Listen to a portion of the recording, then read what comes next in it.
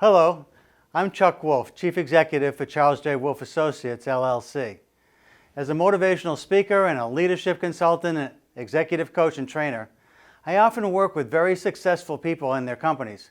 Since many can't afford a professional, I volunteer to host a radio talk show called The Emotion Roadmap, Take the Wheel and Control How You Feel, on a nonprofit community radio station in Bridgeport, Connecticut, WPKN.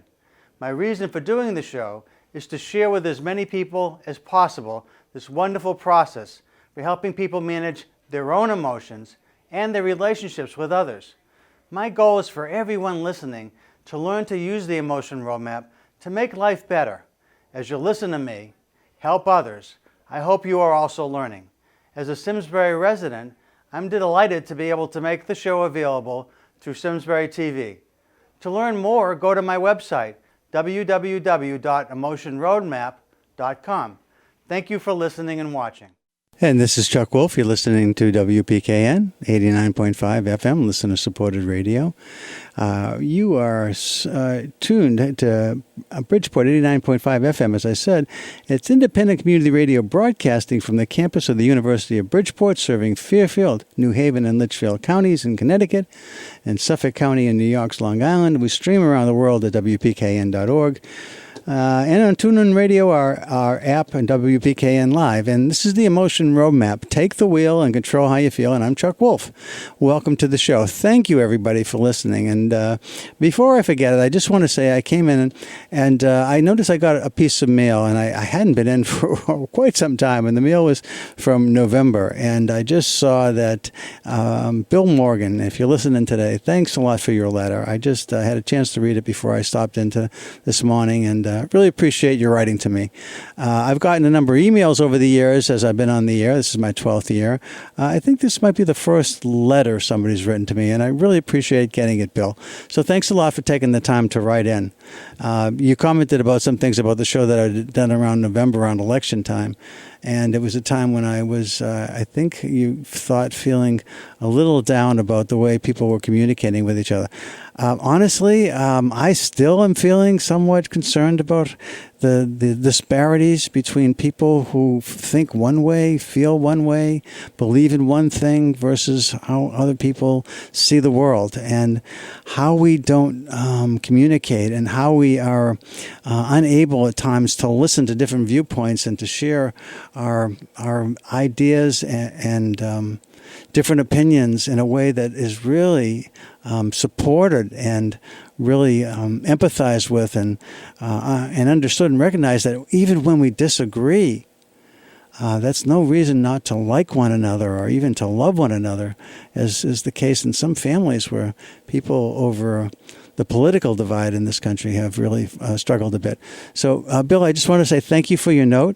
And your note also acknowledges that almost all of my shows are trying to give some idea of ways that people might cope and help find ways to minimize the internal damage we do to ourselves with the kind of self-talk that's really negative and creates emotional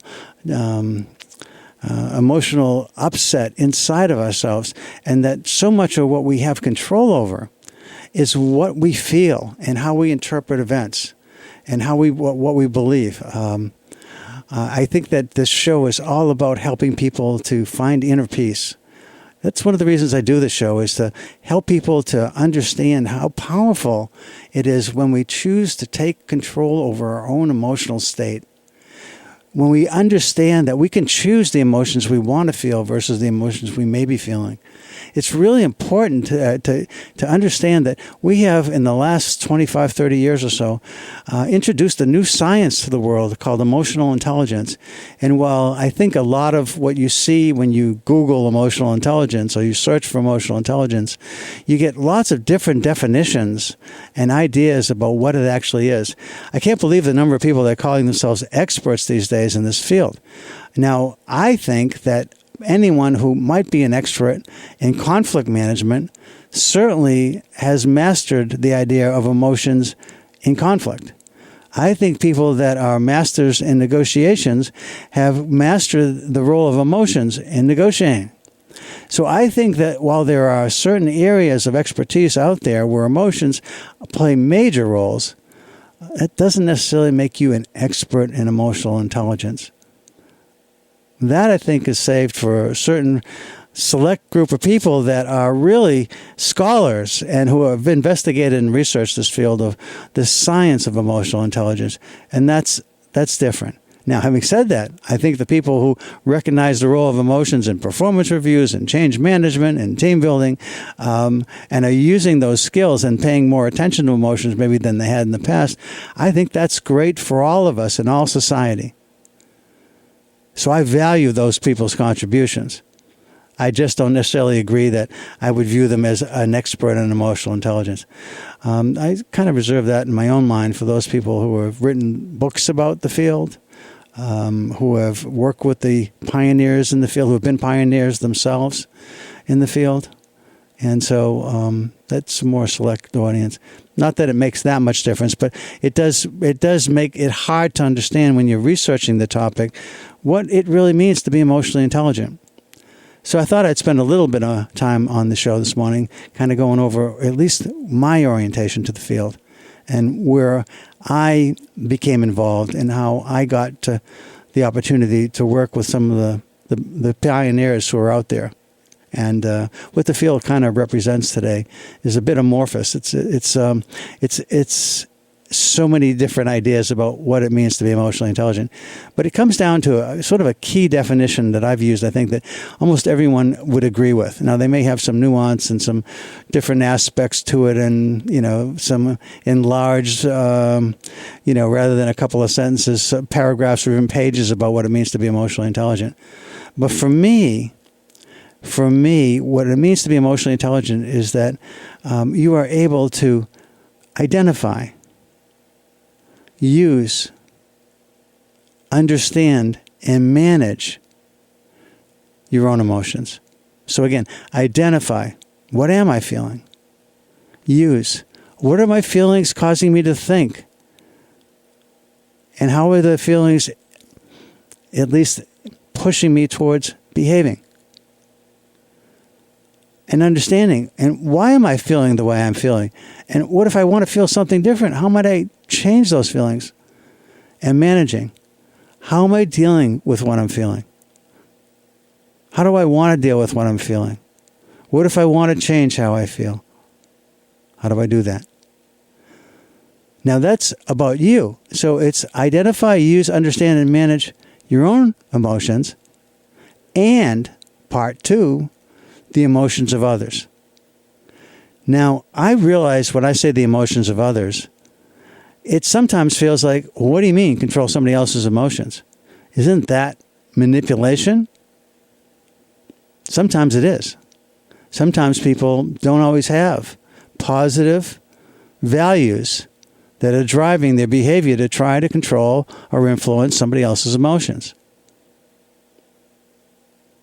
Sometimes it is manipulation. I didn't say emotional intelligence is always used as a good force in the world. I think most people that want to be more emotionally intelligent, when they think about it, are operating from a value system that says, I care about others and I want to do better with others. And I want to do better for my family and I want to do better for my team and for my company and for my country and my world. So I think it often operates from a perspective of someone who wants to do good, the Good Samaritan. But doesn't have to. It doesn't have to. I think almost all of us have been manipulated, sometimes by world leaders, sometimes by salespeople, sometimes by loved ones, or by friends, community members. Probably at some point you've been manipulated yourself. And my guess is you also have been a manipulator at times. So what do I mean when I say it's really important, if you're good at emotional intelligence, that you understand how to identify, use, understand, and manage the emotions of others? Well, I mean, don't you at times, especially as a parent, want to influence how your daughter or your son is feeling? Or your non-binary child is feeling? Don't you always want to really understand how to influence how the people you love and care about are feeling? In a good way. for positive reasons? And the answer is, of course you'd have, and of course you do.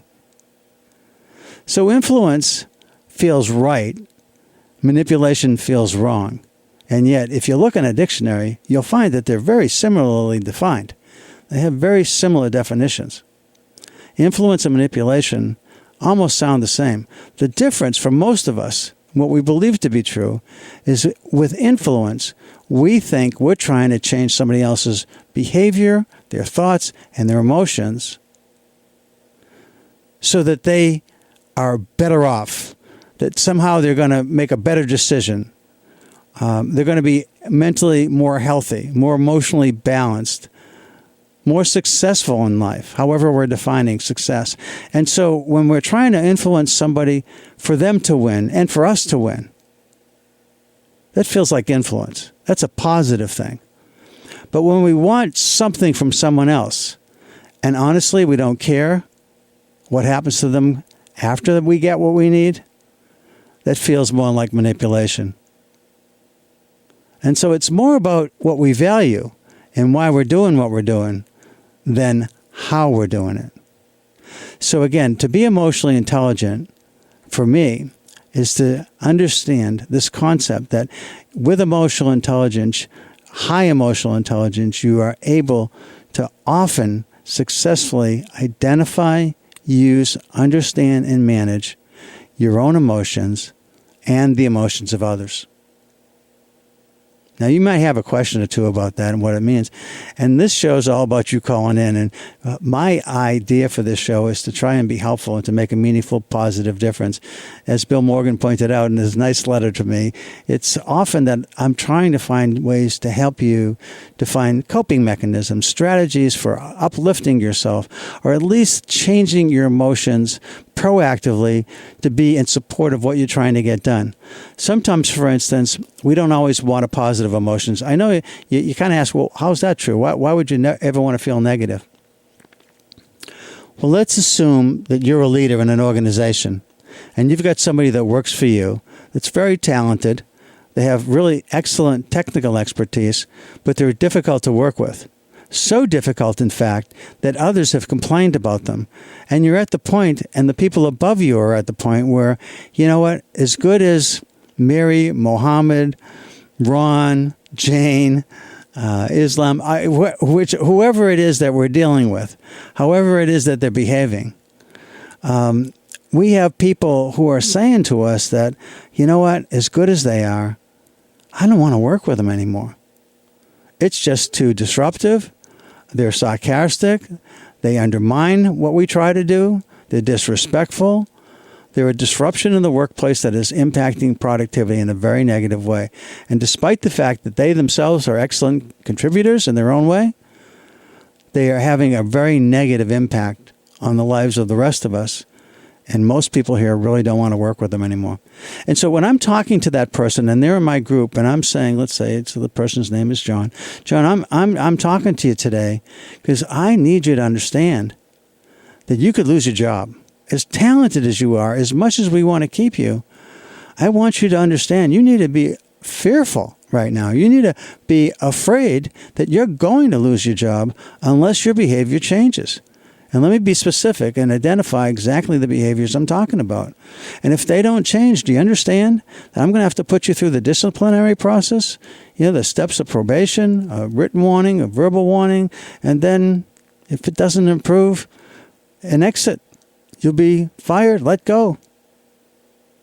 Now, I don't want to do that. I don't want to lose you. So I want you to feel hopeful that I'll work with you to correct this behavior. And I want to talk with you about where it comes from, what it's about, and what you can do to offset any kind of inclination you might have to continue it, because it is time that this needs to change, and you have one chance left. So in a case like that, you want the person who is you're talking to, perhaps John, perhaps Muhammad, whatever the person's name might be. You want them to understand, or her to understand, or them to understand, that basically you are saying that unless there's certain behavior changes, you don't get to stay. And so you need to understand you need to be fearful enough to be motivated to make the kind of change that you need to make so we can continue to employ you here because we want you here. We want you to continue with us. We just know that you need to change this behavior. As a team member, the best team members lift the rest of the team up. You as a team member right now are causing the opposite effect. And we just can't tolerate that anymore. Everyone agrees. So, while I want you to be fearful, I also want you to know I'm here to support you, and I will work with you in any way possible to make this work.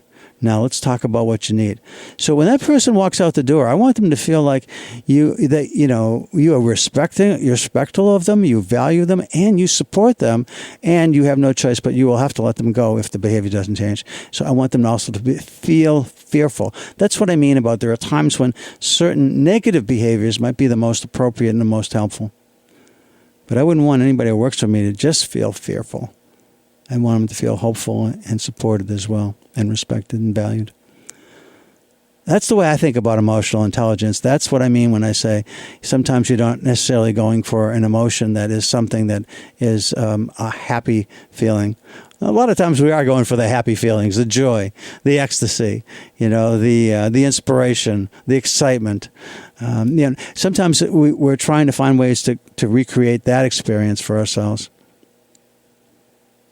And we're trying to do that with our own mental abilities, our emotional abilities, our physical abilities. One of the things that Bill wrote about in his letter to me was that, one of the ways he decided to try to do an uplifting strategy, one that I've talked about a bunch, is he chose to take a hike in the woods. I think I remember reading it was like around 6 miles long, pretty good hike. And he said he hadn't done it in 10 years. And he went out and he found 50 other people on the same trail doing something similar. And he was excited and impacted by being in the woods, by breathing in the fresh air, by being able to be outdoors, by seeing other people enjoying the outdoors as well. So hopefully you understand how you can go out and create feelings, different feelings for yourself when you are trying to find a more uplifting strategy.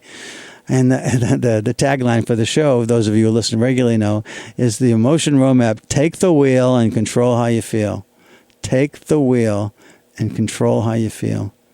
You get in the driver's seat. You decide how you want to feel. Now, I'm not saying it's easy to change feelings, but I'm saying it's possible. And I'm not saying it's always possible, but it's often possible. For instance, if you've had a loss of a loved one, there's no way you're not going to be sad. But you might not want to be sad at a particular point in time when you have a meeting where you're going in to talk to a group of people and you have to somehow lift them up. So perhaps you have a way of compartmentalizing how you deal with sadness by pushing it aside, sort of boxing it off in a side of your mind, inside your body, inside your spirit, and dealing with it later. Because you are going to be sad. You can't not be sad when you've lost somebody you love. You will be sad. So I don't mean changing that behavior, but you may be able to postpone it or put it on hold while you have something else to deal with where different feelings are more appropriate. One of the fascinating things about this field of emotional intelligence is that the feelings you have drive certain thoughts and drive certain behaviors, and ultimately some feelings for particular tasks are far better match for that task than other feelings. So if you're, for instance, going to a wake and you're going to a wake where it's somebody who's lived a long life and they've died a peaceful death, and while there's sadness, there's also a sense of acceptance and not the anger that happens when somebody dies too young, or an unfortunate death, or a sad and painful death. That's a different kind of wake, of course, but let's assume this is one where you just walk in and you know that people are going to be sad, but they're also accepting, and there's a little joy in celebrating the person's life that you want to be able to experience.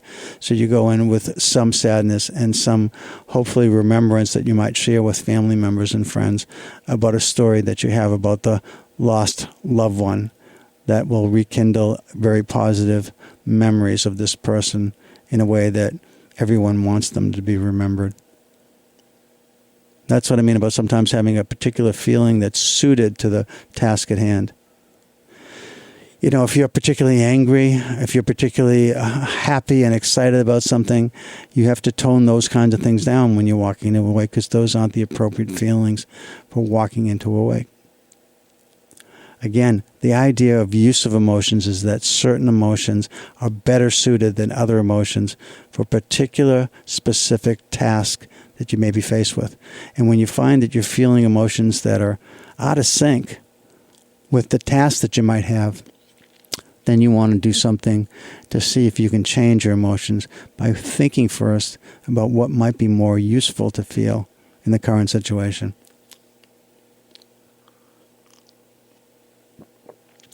Having said that, I'd like to let you know that this is a call-in show. I've been talking for a while, of course, but I like to come in with some topics to talk about. And Bill's letter sort of spurred me on to talk about some things that his letter triggered for me in a very nice way. And so I want this to be an uplifting show for all of you. And one of the things I thought I may want to ask you about is, how are you doing if you happen to be one of those people who have been working from home? Remote work has its own challenging emotional consequences. Some positive, particularly for people who might be introverted. But even for introverts, I think there's a sense of missing opportunities to just casually and formally interact with others in the workplace. And also the social implications of being in an office space are that we begin to form relationships that we don't necessarily form when we're working from home. Now, for many people who have worked in an office setting for a long time, they have those relationships and they've continued because they've been in a relationship with other people in the office for many years. For somebody that was feeling new to an office when this pandemic hit, it's like, I don't really know anybody here, and it's a year in. And I mean, I've talked with people, I've been in meetings with people, and I sort of have a sense of who they are, but just in terms of what they might have said in a meeting, nothing about what I heard them say or talk about or happened to engage with them to discuss outside of those meetings. I mean, it is possible, of course, that you might form a bond with somebody that you then call outside of work or somehow have a relationship with, but that would be more unique than what would be the norm.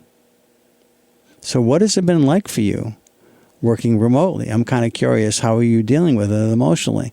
And if you've learned some things that are helping you emotionally, I think we're going to be doing a lot of more work these days from home, even though the pandemic is, I don't want to say it's receding totally, because, it is escalating in different parts of the world. So I don't know that we've beaten this thing yet, but we certainly have made progress. I'm in the studio. This is my second time in a year and a half or so, or probably not a year and a half, but a little over a year, being in the studio. I know other programmers are coming in now. And so while I tend to be a little introverted, I do like the company of people. I do like to be with other people, and I've missed that. I like my alone time, and I got plenty of that, but maybe more than I would have wanted.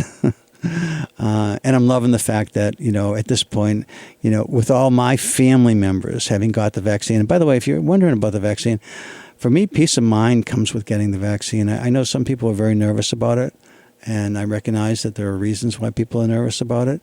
And I recognize, particularly with minority groups, that there's been some treatment of people, minority populations in the past, that have been, unfair and unwise and unjust. But honestly, at this point, I think everybody would benefit from being vaccinated for peace of mind, for your loved ones, for you, and just to know that there's very little chance that you're going to get this disease. And if you do get it, the symptoms are probably going to be very minor, and you're not going to end up in the hospital, and you're not going to end up dying. I mean, again, there's maybe this tiny, tiny percentage that still might have those problems, but you want to stack the deck in your favor. You want the probabilities to go up for you. And for me, that's getting the vaccine.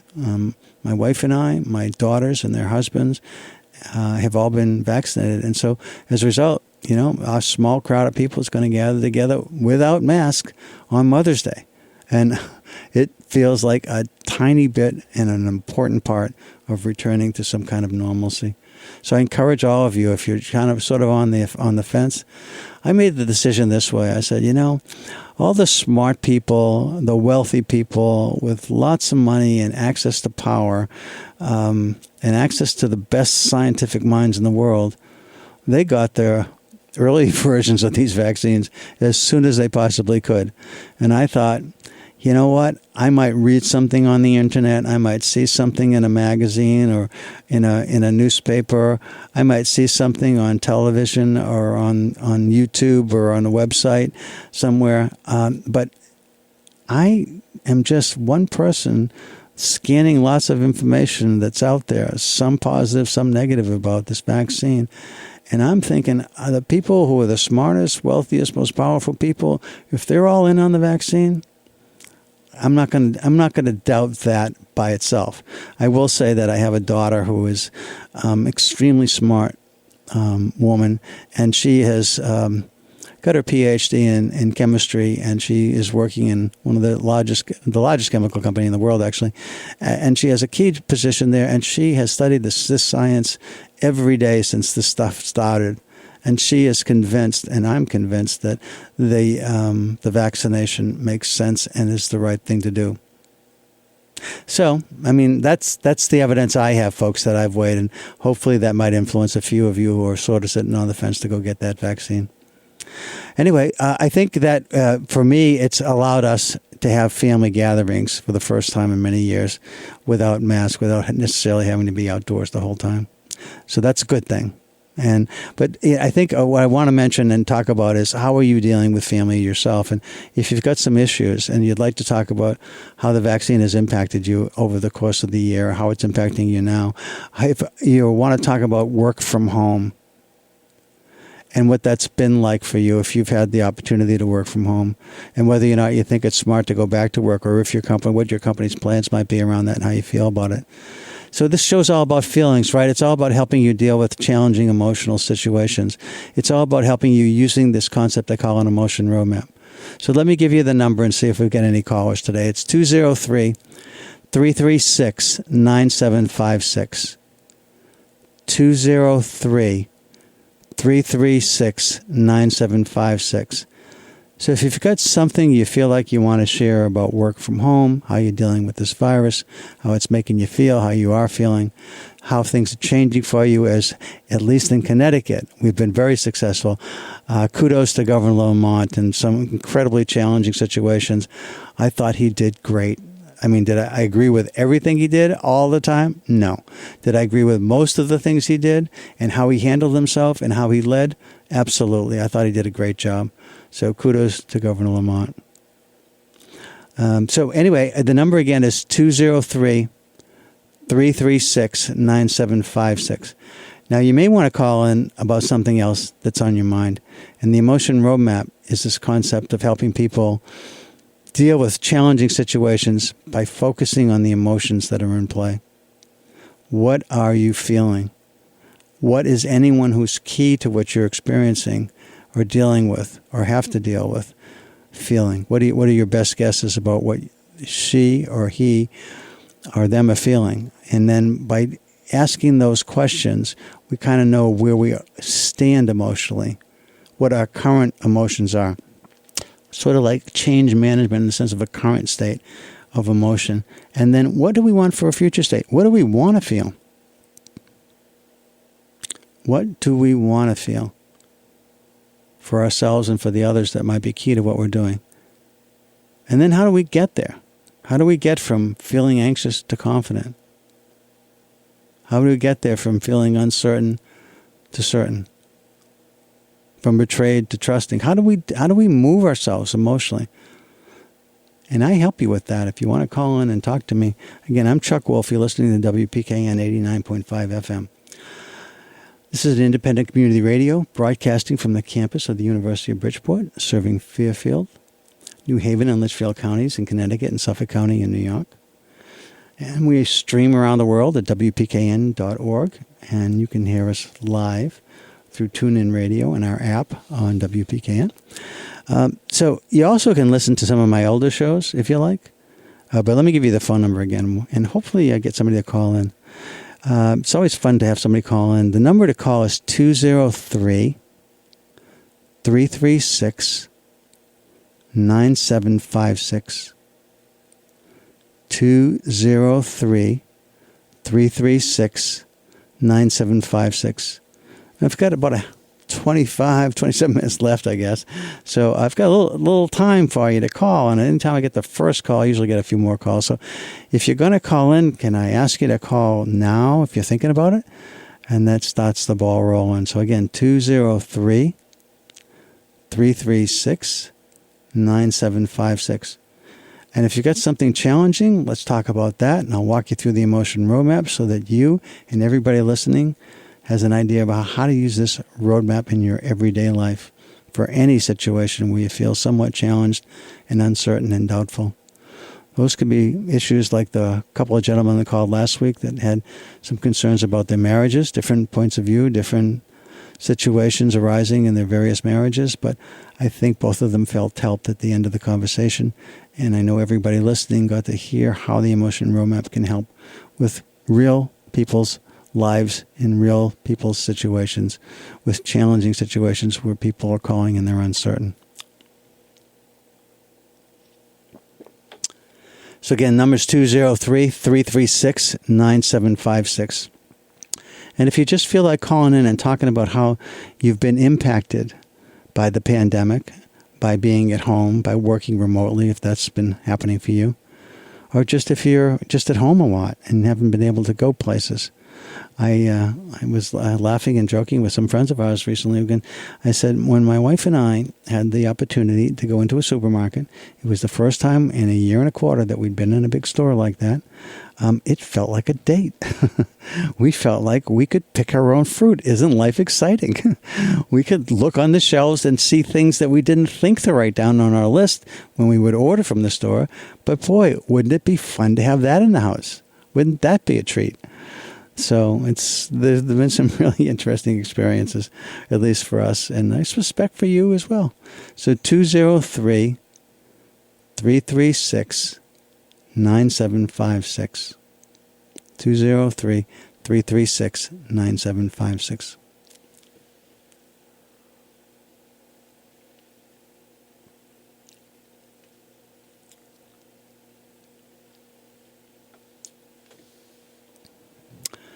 So no callers so far today. So I would encourage you again, if you've got a minute and you're in a position where you're not going to be endangering anyone, by calling, pick up the phone and give me a call, 203-336-9756. And whatever you'd like to talk about that has some emotional challenges involved, give me a call and let's talk about it. Again, I'm hoping people call in because I'm really interested to hear how you're doing relative to the pandemic, and also if you've got some experiences working from home, what your thoughts are about that. And I'll continue to talk while I'm waiting for you to call. Again, the number one more time is 203-336-9756.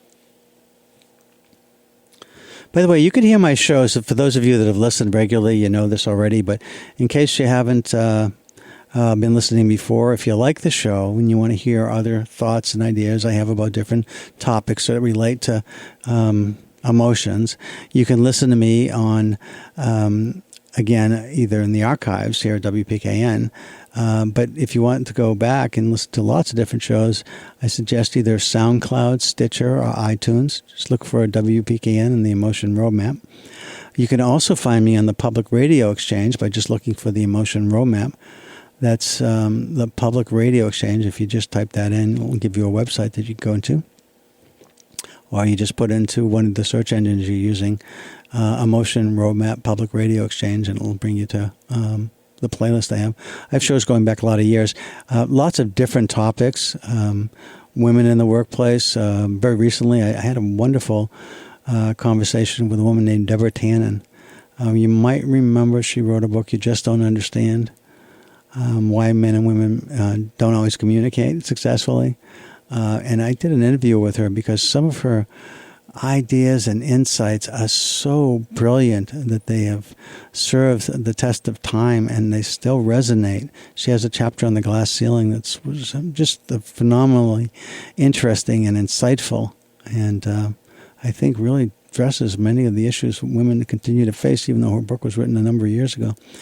But I had her on because she had just written a new book about her father and his experience starting off in Warsaw in Poland and what that was like and his life experience. She had a very wonderful relationship with her dad, and she writes about that in her most recent book that was published in 2020. But she's also written some other books, The Argument Culture, about why there's so much conflict out there and how conflict drives ratings. How ratings and clicks in the internet marketplace are what channel dollars into revenues for particular companies. And it comes a lot of time from the ability of that company in whatever form to generate conflict on the air, in television, radio, magazines, newspapers, internet sites, Facebook, Twitter, and so forth. So, I mean, all of this is just to say that there's a lot of interesting shows out there, and the one with Deborah Tanner was fairly recent. You can find it on both SoundCloud and the Public Radio Exchange. You can also find shows that had to do with the pandemic. I did one of the shows that... my shows, by the way, also have been going on YouTube, a number of them. One of the ones that was most viewed, I think over 1,000 views, was one I did with David Caruso. David is one of the pioneers in emotional intelligence. He worked with Peter Salovey, who is the president of Yale, and Jack Mayer, who's a University of New Hampshire professor of psychology. Peter and Jack were the two original psychologists who first wrote about emotional intelligence in 1990. They actually put the first article out there that started off with the definition of emotional intelligence. And for those of you who are just turning in, this is the Emotion Roadmap. Take the wheel and control how you feel. I'm Chuck Wolfe, and this show is about helping people deal with emotionally challenging situations. And I'm talking a little bit about what who the pioneers are in emotional intelligence and what distinguishes them. Well, the two most well-known pioneers and who are given the credit for introducing the whole science of emotional intelligence into the world, really, are Peter Salovey, president of Yale, as I mentioned, and Jack Mayer, University of New Hampshire psychologist. And one of their best friends is David Caruso. And together, the three of them created this test of emotional intelligence abilities. You can actually get a test that measures your abilities to identify, use, understand, and manage emotions. In part, that's where my definition of emotional intelligence comes from. Again, let me give you the phone number in case you want to call in. The number is 203-336-9756. And if you've got something you'd like to share about how you're doing with the changes in the regulations and guidelines for how we're dealing with COVID, and what the impact of the pandemic has been on you and how the changes are impacting you. I'd love to hear from you. I'd love to kind of explore how people are dealing with the changes, what they think about them, how they feel the governor's doing, and so forth. So if you got a chance, give me a call at 203-336-9756. Appreciate it if you take the time and make a phone call. If not, you get to listen to me for the rest of the hour. Anyway, the idea of emotional intelligence that came from Peter Salovey and Jack Mayer turned into a kind of a groundswell of attention because it was picked up by a fellow named Dan Goleman, who I've gotten to know and work with. I got to know Dan pretty well in recent years. We attend a conference together that he is the director of, and I'm a member of, and small group, 35, 40 people, typical size group, meet twice a year, and Dan's a member and a leader of this group.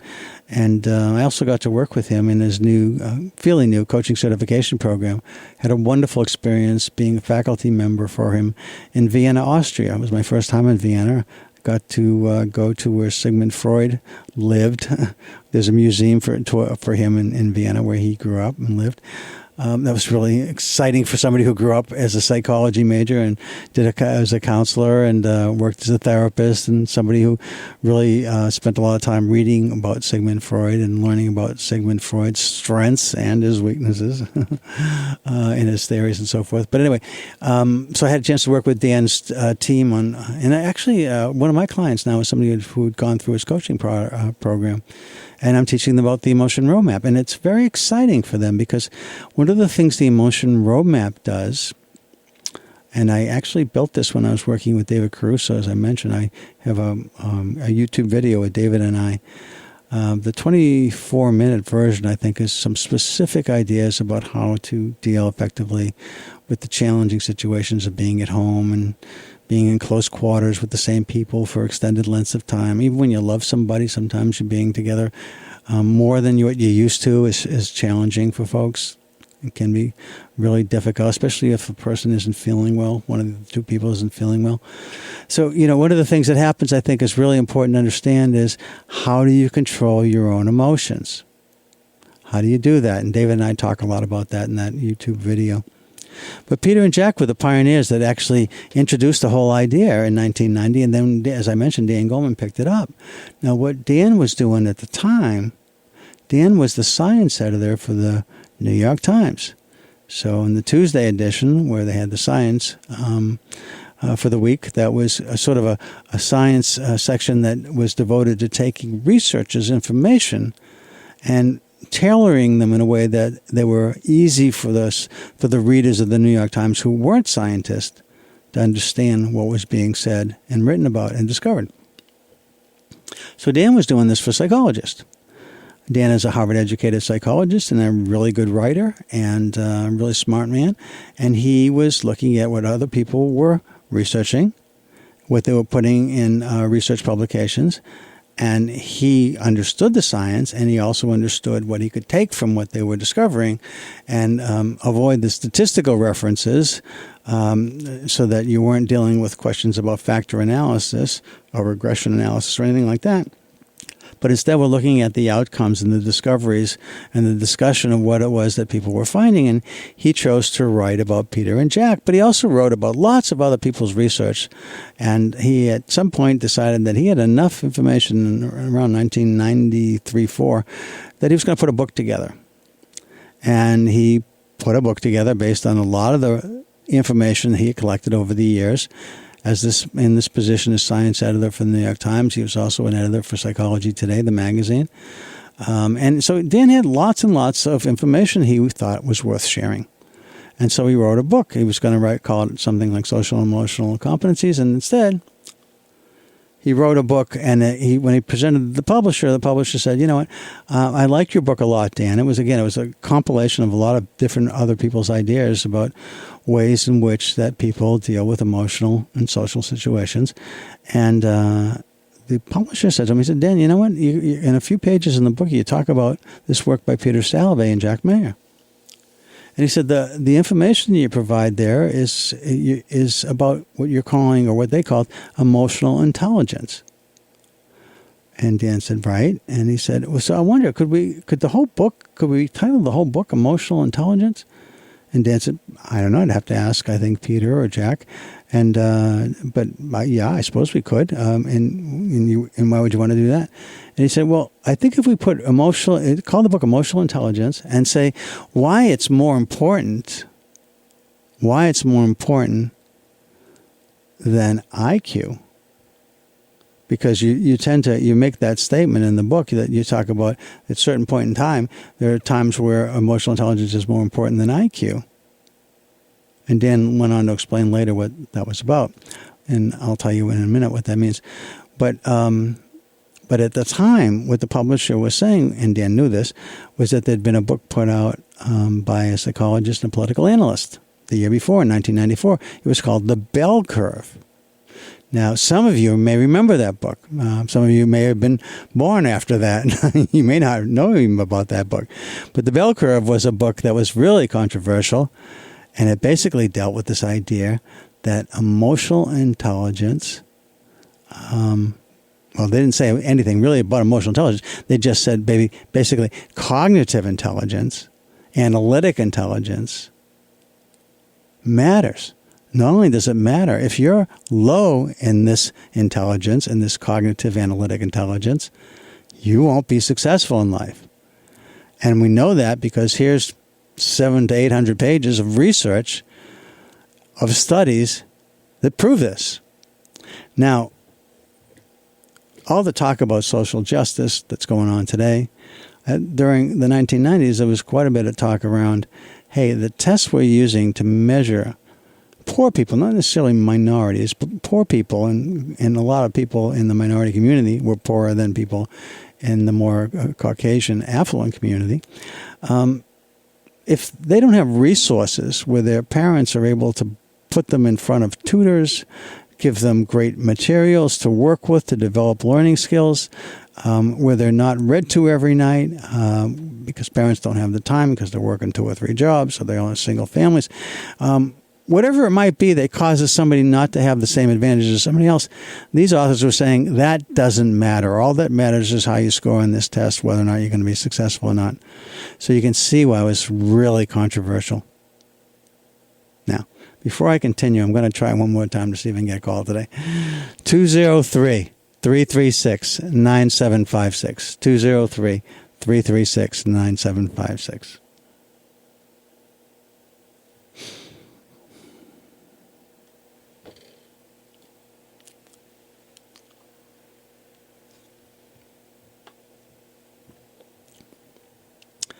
Well, perhaps you're captivated by what I'm saying today. I hope that's the case. In any case, I'll continue, but I'll try one more time. 203-336-9756. You know, it's funny. I having been off the air a long time, with live phone calls coming in, I wondered if it would be hard to get people to call. And maybe it was the way I positioned myself this morning. Maybe I didn't ask for it soon enough and make that clear in the very beginning of the show. But I do like a show that has people calling in. And I do know that it's hard. It's not easy to call in to a radio show. Not everybody has the courage. But if you think you got something that you'd like to talk to me about and you want to share it, you got enough time for me to talk with you if you call now. So it's 203-336-9756.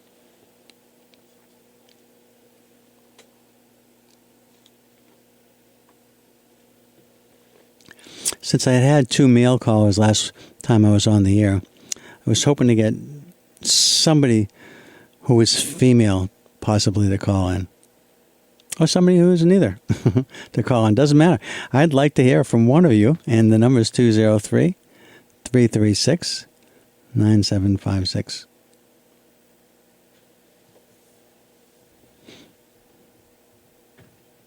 Okay. Hey, it's not working? Oh, maybe people have called. They are calling. Huh. Oh, oh, that's a problem. My phone wasn't working. Let's see if it's people. If you want to call in, I guess the phone, you think it's working now? Yeah. Okay, we've got calls. Got calls right there. Okay, Right. great. Thanks. They're on.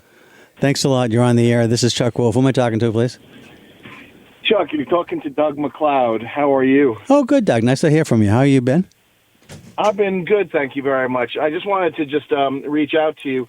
We're working with women's shelters and organizations that are helping survivors of domestic violence, and particularly we're working with Sound Runner and Marathon Sports, because you wouldn't think it, but women who run, they get catcalled and they get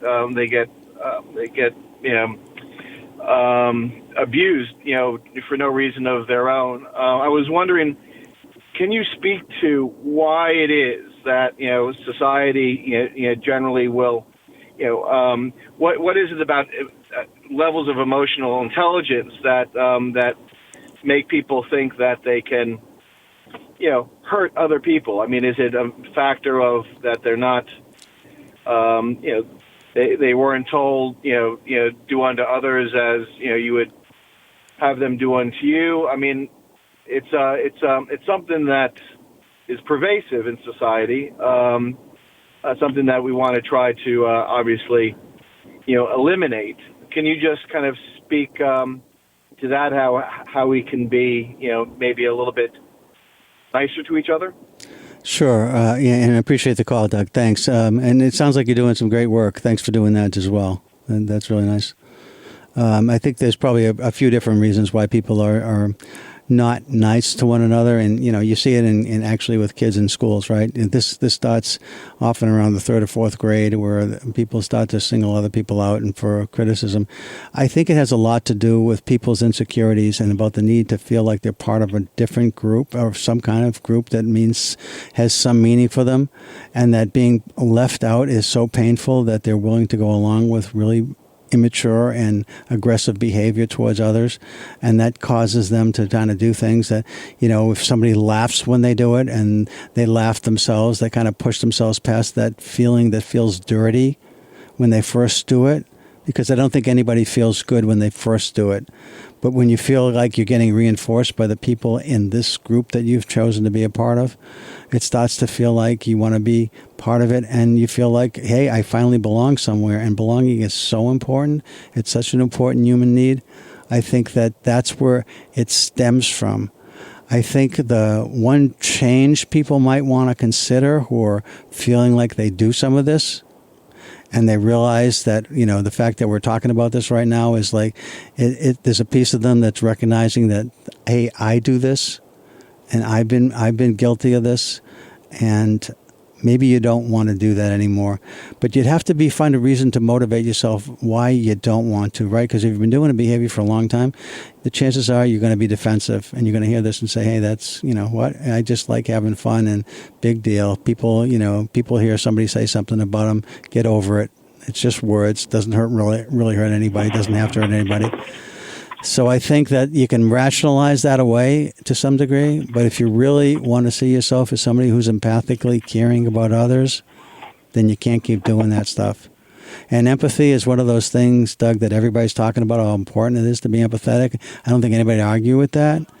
But the only way empathy really matters is if empathy is about how you understand how somebody else is feeling and how you help to support them and make them feel uplifted or better somehow. And if you're doing the opposite, causing someone to feel degraded and disrespected, which is what you're talking about, you can't go around saying you're empathetically concerned. You can say, well, I'm concerned about other people. Not, it doesn't really work. If you're taking down other people in any particular way that, like you've suggested, and lots of people engage in this, by the way. This isn't a small group of people. Lots of people put down other groups somehow to elevate their own group and also to reinforce that they belong. And it's a feeling. It's real. People want to belong. But I just suggest that you try to find something else more meaningful, more spiritually sound, and more uplifting and more positive that you belong to, and life will be better for you too. Yeah, I think it's the empathy gene isn't there in everybody. I mean, and I don't think that that's necessarily a fault. Maybe only 25 or 30% of people really feel true empathy, but one of the things that I think that we do see that all people can, buy into, in a civil society, is how to be upstanding. And maybe we could, maybe that's something that, if you have anything that you can put onto your website, it's, with attacks on Asian Americans, we've seen, how do we intervene safely, into be upstanding for another person. And that may be distracting the attacker. That might be, there are things very simply that that people can do, but we need to be trained how to do it rather than just look away and say it's not our business. And one of the things that I think does work, particularly in our running group, we have a running group which is the CT Wave Runners. We, it's a group of mixed abilities, mixed people, men and women. We've decided amongst ourselves that it's not okay, for certain people, if we see something, and we've talked about this with Sandy Hook, if we see something, it really is our responsibility to say something, and that might be, hey, that's not okay.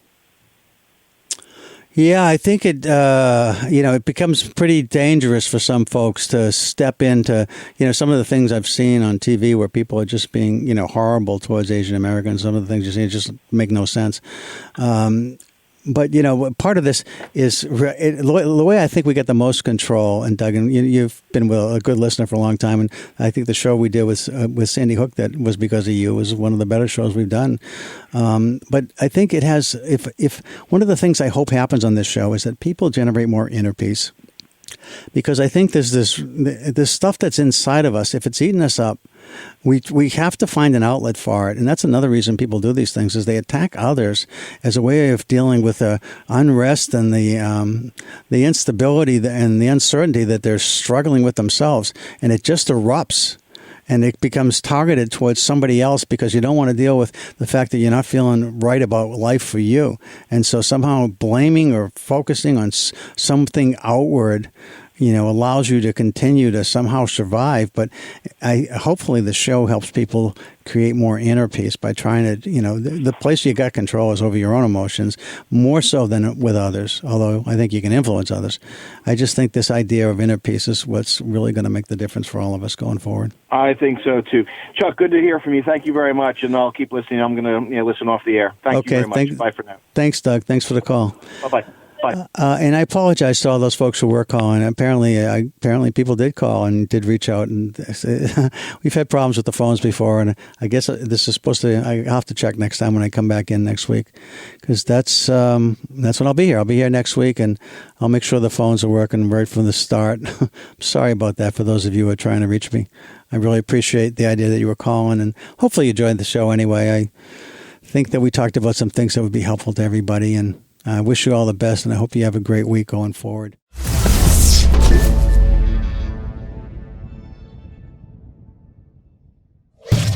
Funding for Simsbury Community Television is provided in part by contributions from viewers like you.